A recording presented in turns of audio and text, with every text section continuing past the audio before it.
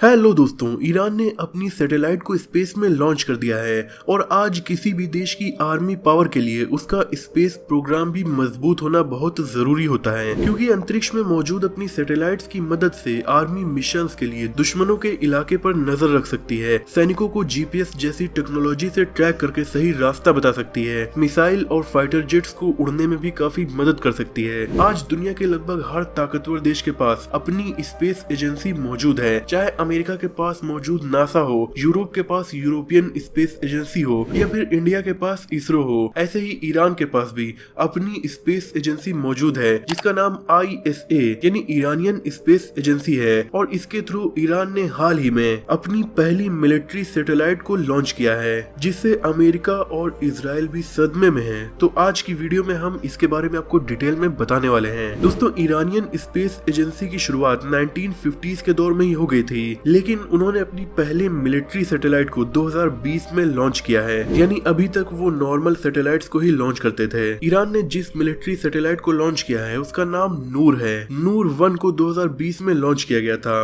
और इसकी latest satellite नूर 2 को 2022 में लॉन्च किया गया है, जो पृथ्वी की ऑर्बिट से 500 किलोमीटर की ऊंचाई से पृथ्वी का चक्कर लगा रही है। अब दोस्तों सवाल ये उठता है कि इनका मिलिट्री में यूज क्या होगा। दोस्तों, इस सैटेलाइट को ईरान की रिवोल्यूशनरी गार्ड आर्मी ने लॉन्च किया है। ये ईरान की नॉर्मल मिलिट्री फोर्स से अलग होती है और सिर्फ supreme leader Ayatollah Ali Khamenei को जवाबदेह होती है। दोस्तों, नूर 2 सैटेलाइट का यूज करके पृथ्वी के किसी भी एरिया पर नजर रखी जा सकती है, उसकी फोटोज को निकाला जा सकता है, जिनका यूज स्पाई पर्पस के लिए या फिर मिलिट्री के मिशंस को अंजाम देने के लिए किया जा सकता है। ये नूर सैटेलाइट हर 90 मिनट में पूरी पृथ्वी का एक चक्कर लगा रही है, यानी ये हर सेकंड लगभग 6.5 किलोमीटर का सफर तय कर लेती है। इस सैटेलाइट के लॉन्च होने के कुछ वक्त के बाद ही ईरान के एक मिनिस्टर ने अपने इंस्टाग्राम अकाउंट पर अमेरिकन नेवी के बहरीन में मौजूद बेस की पिक्चर को अपलोड कर दिया, जिसे इस सैटेलाइट से लिया गया था, जिसके बाद अमेरिका ने कड़ी नाराजगी जताई और इनके इंस्टाग्राम अकाउंट को कुछ घंटों के बाद बैन कर दिया गया।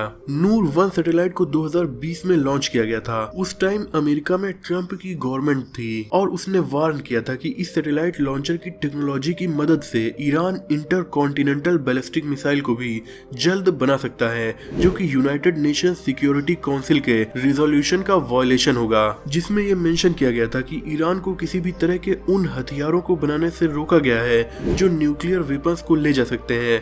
और ट्रम्प का ये अंदेशा बिल्कुल सही साबित हुआ, क्योंकि नूर 2 सैटेलाइट लॉन्च होने के लगभग 1 साल के बाद ही ईरान ने 2000 किलोमीटर तक मार कर सकने वाली inter continental ballistic missile Khyber को लॉन्च कर दिया। ये न्यूक्लियर वेपन्स को भी ले जा सकती है। आज दुनिया का कोई भी ताकतवर देश बिना सैटेलाइट के अपने खतरनाक मिलिट्री मिशंस को अंजाम नहीं दे सकता। इसीलिए अगर किसी भी देश को अपनी आर्मी पावर बढ़ानी है तो उसे केवल हथियारों पर नहीं बल्कि स्पेस प्रोग्राम्स में भी इन्वेस्ट करना होगा। हालांकि इस सैटेलाइट के लॉन्च होने के बाद ईरान को इंटरनेशनल क्रिटिसिज्म का सामना भी करना पड़ा था। अमेरिका ने इस लॉन्च को गुस्सा दिलाने या उकसाने वाला बताया और कुछ लोगों ने तो ये भी कहा कि इसकी कोई गारंटी नहीं है कि ये सैटेलाइट लॉन्च कामयाब रहा भी है या नहीं। लेकिन रशिया ने कहा ईरान को पीसफुल स्पेस प्रोग्राम से रोकने की अमेरिका की कोशिशें चिंता का विषय हैं। वहीं इजराइल ने कहा कि ये सैटेलाइट लॉन्च सिर्फ एक मुखौटा है जिससे ईरान अपनी एडवांस मिसाइल टेक्नोलॉजी को छुपाना चाह रहा है। कहने का मतलब सैटेलाइट लॉन्च व्हीकल कोई घातक हथियार तो नहीं है, लेकिन इसके पीछे छुपकर वो घातक मिसाइल जरूर डेवलप कर सकता है, और ये बात आगे चलकर सच भी साबित हुई। अब दोस्तों, नूर सैटेलाइट के बारे में भी थोड़ा जान लेते हैं। ये एक अर्थ इमेजरी सैटेलाइट है। इनका यूज केवल आर्मी के लिए नहीं बल्कि मौसम की जानकारी के लिए भी किया जाता है। बड़े बड़े तूफानों को इनसे देखकर पहले ही उन एरियाज को खाली कराया जा सकता है जिस तरफ वो तूफान बढ़ रहे हों। नेचुरल रिसोर्सेज या ओशियनिक रिसोर्सेज का पता लगाने के लिए भी इन सैटेलाइट्स का यूज किया जाता है। जंगलों को बचाने के लिए भी इनका यूज होता है, क्योंकि छुपकर कहीं जंगल काटे जा रहे हों तो उस एरिया पर भी